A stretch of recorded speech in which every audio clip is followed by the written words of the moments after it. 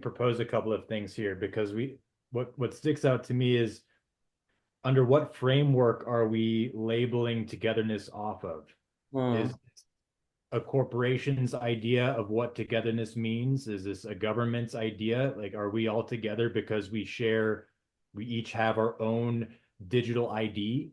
We are all following the same religion. We're all following the same set of principles. See, when I think of our ultimate destiny being together, it's understanding a level of connection within each individual, respecting, like what Ryan was is saying, respecting that person's individuality, but realizing that there's more in common than there is in separation. Mhm. There's more of a desire to keep people separated, right? Because it's easier to control. If there's an overarching hierarchy of some sort, it's easier to control that population if they instill an identification of differences in that population. There's an analogy of if you put a bunch of red ants and a bunch of black ants into a jar, they will typically live in harmony. But then if an external hand comes in and starts to shake the jar, the red and the black ants will start fighting, completely oblivious to the fact that the reason why they're fighting was an external hand that shook that jar, right? And so the analogy is there because I think that there wouldn't necessarily be any wars. I mean, that's kind of a far stretch, okay? But I think that wars would be few and far between if people were just able to exist. Because I think we have a natural tendency to observe similarities, Mhm. not necessarily in the fact that we need to become the Borg, right? And we all have this overarching hive mind and we don't have a sense of individual identity, but we just naturally gravitate towards wanting to express peace. It's only through media, and especially now with social media and this desire of instant communication, where some incident can happen in Bangladesh or in some other obscure. I'm not saying that Bangladesh is obscure by anybody by any means if anyone's watching from Bangladesh, but some other part of the world, and all of a sudden, see, now we have to be involved, even though typically if we weren't paying attention to the media, we would just be going to work, spending time with our families, saying hi to our neighbors, mowing our lawns, whatever the case may be. But now we're saturated with content to where we have to have an opinion on everything, Mhm. and everything is so incredibly divisive. And so rather than, let's say, looking at the people that are causing the problems, we are finding differences within everyday people across the street, saying, "Oh, you disagree with me on this opinion. Now I can't talk with you. Oh, you're pro-vax. Oh, you're anti-vax. Oh, you're pro-Gaza, or you're pro-Israel, or you're left, or you're right, whatever the case may be." Rather than thinking, "Okay, that's my neighbor Jim across the street.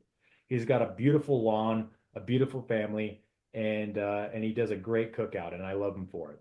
Mhm. And so and the last point I'll make is this. See, togetherness is this as well. See, we can go out and choose. We want to eat pho. We want to have Mexican food. We want to have, Indian food, Ethiopian food. And see, each cuisine is unique, but everybody has access to it. It's not that we're all eating the same thing. Everybody takes pride in their culture and what it is that they're producing, and it's okay to express that, and for everybody from other cultures to enjoy a piece of that in Mhm. peace and in harmony. And Mhm. that's my idea of togetherness. Mhm. Yeah, I love that analogy. Yeah, it's a great one. So I I agree with some of the stuff in there, but the main point of us being naturally peace loving, I just don't think is right.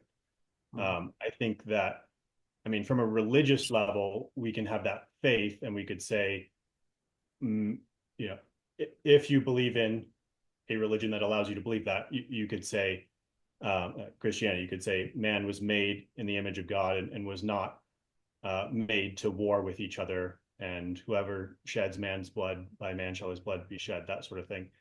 But in the world that we live in, the fallen world from the religious point of view, um, war is not something that is just instantiated by malevolent forces that want us to be at war. Like war existed before there were any global governments or anything approaching that. So I think it's more complicated than that, unfortunately. But I think recognizing the complication is necessary. And what was I going to say? I lost it. Anyhow, I think it's, we have to recognize the impulse that we have to conflict and on the scales that brings up to. Yeah. Mhm. Well, and Go ahead. I was just gonna say, and I think that you like get into that at least with number 9 of the resilience and strength piece there being more valuable than fragility. Like, and yeah, this other man, I've been watching a lot of social media, I think. This other like term of like it's a skill issue is one of our friends says. But the skill part of how we come together, like there's like, and it's not so black and white that you could say like wars, like what you're saying. It's always like that's the lowest skill available, but generally violence in a lot of senses isn't typically that's like last case resort Yeah. to be able to come together is violence. Mm. And yeah, when Rob and I were working in wilderness rehab settings, like we had to be trained to be physically capable of restraining people that were gonna harm other people or harm themselves. And just like in these like situations where you just have people that that's their only go-to to resolve conflict, like oh man, like it, yeah, it becomes much more. You have to be able to like apply skill to be able to keep things peaceful and to come together at the end of the day. And how well you're able to do that is the skill of everyone in that group. And that could be a broader metaphor for like nations and everything else as well. Mm. Yeah, does that make sense? We good? Yeah. Well, these points, I don't think we're going to be able to go through one at a time like we have the last ones, because they're all immediately bleeding together here. Yeah. One of the things I talk about in there is like in order to have a safe space, you have to have borders and border security. You can't have a safe space unless you can protect that space and kick people out who are not respecting the safe space rules. So like that's already part of what we've touched on. And this idea of our ultimate destiny being together is in here in the place of where like what Ryan was saying, I think you were talking about people's intentions. Like the ultimate basic intention is generally positive. I mean, you can get to the all is all, and that's difficult. But there are people who are currently acting in an unskillful way, let's say, and are more on the lines of prepping for conflict or moving towards conflict. And the point in the mantra, our ultimate destiny is together, is to confront those instances where people are participating in that and say, okay, hold on a second. Yes, it looks like there are all these reasons why you've gotten to where you are and why you're engaging in the actions you are, and we can understand those. But let's take a step back for a second and remember we do actually ultimately want to end up together. And so how are we relating to each other? And do we have that end in mind, or are we focused on the proximate end of like, oh, we just need to fight?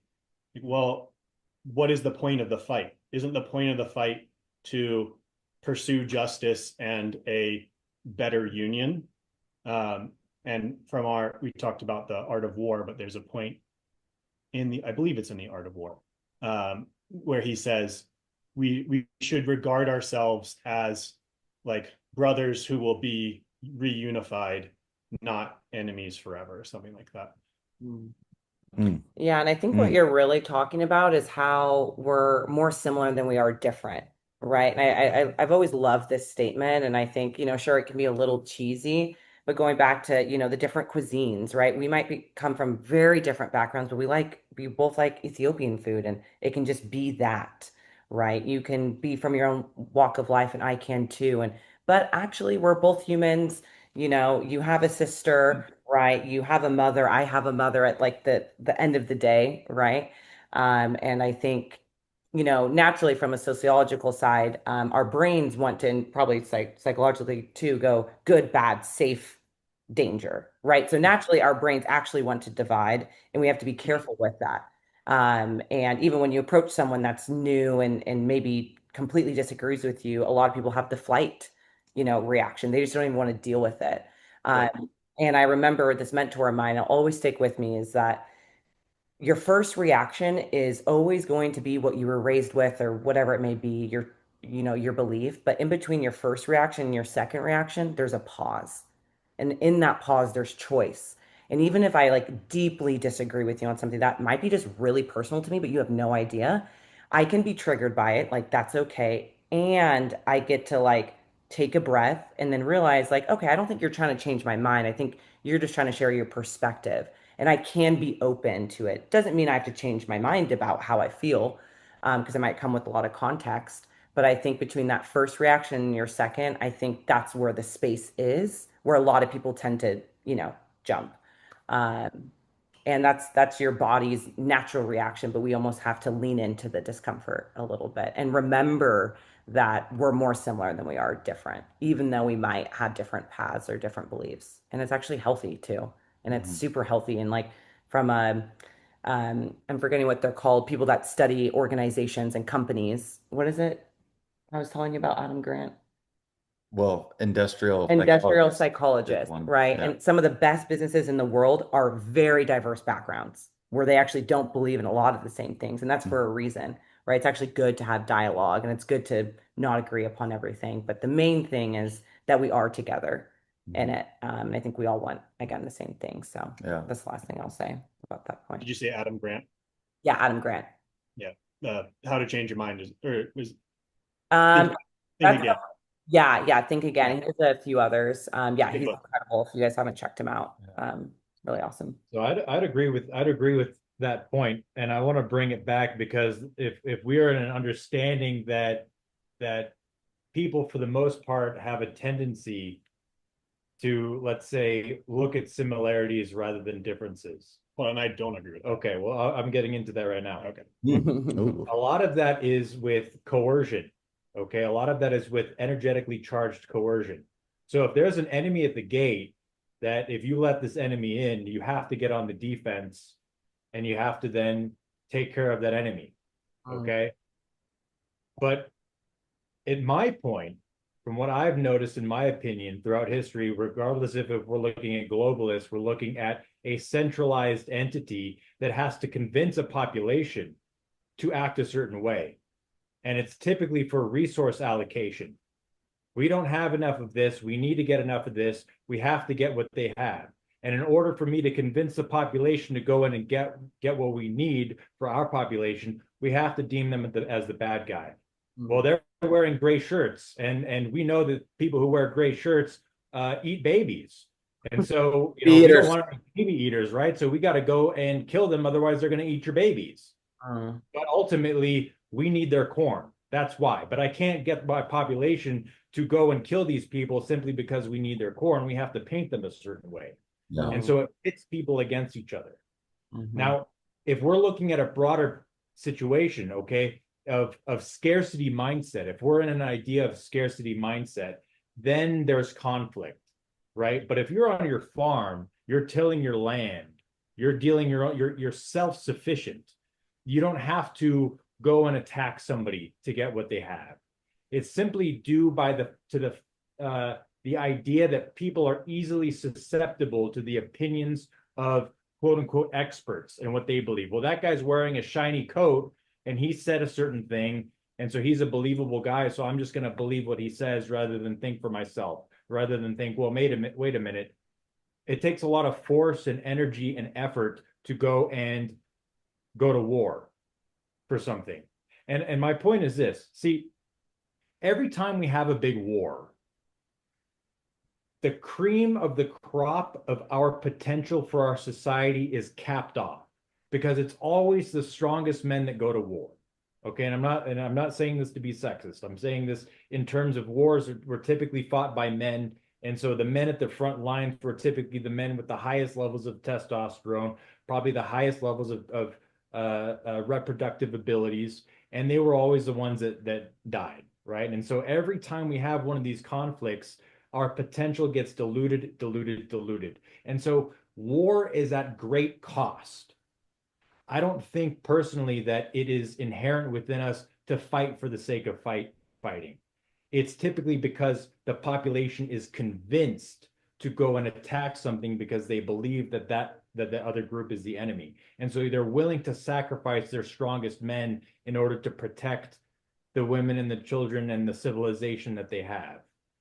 But then at the same time, most people don't realize that that's the cost, right? Most people don't think about it in terms of, on both sides, you're destroying the highest level of your potential, and then what's left? I mean, of course, great achievements have resulted in war, in terms of scientific advancements and whatnot. A lot of them have been to the detriment of society, but nonetheless, it's typically at great cost. Mhm. And I think that if war is of a necessity, it should be because there are frothing barbarians at the gates, and there's no other reason to move forward, because if you don't, then you're gonna die. You're dead. That's it. Yeah. Mm.